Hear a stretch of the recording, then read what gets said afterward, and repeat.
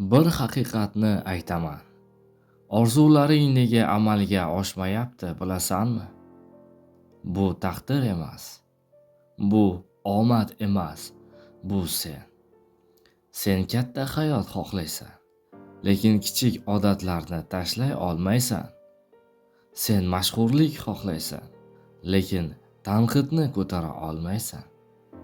Sen boylik xohlaysan, lekin intizomdan qochasan.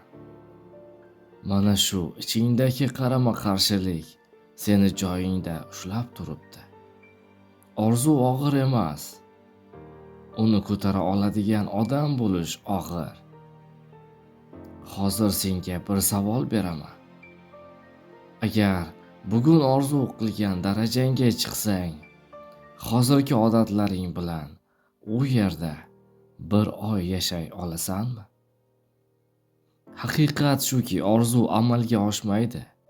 Sen o'zgarasan va orzu senga moslashadi. Bugun qilgan kichik intizoming ertangi katta hayotingni quradi.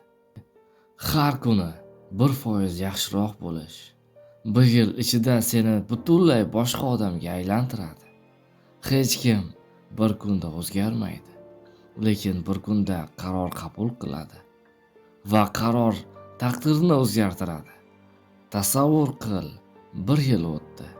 Sen taslim bo'lmading. Har kuni ishlading, charchading, yiqilding, lekin to'xtamading. Bugun seni mensimaganlar senga havas bilan qarayapti.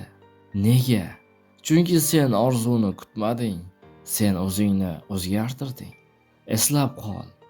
Orzu kuchlilarni tanlaydi. Savol bitta. Sen tanlanganlardan bo'lasanmi? Agar bu gaplar ichingga tegsa, like bos. Agar sen ham taslim bo'lmaydiganlardan bo'lsang, izohda men tayyorman deb yoz. Va katta hayot sari ketayotgan bo'lsang, obuna bo'l. Chunki biz oddiy yashash uchun tug'ilmaganmiz.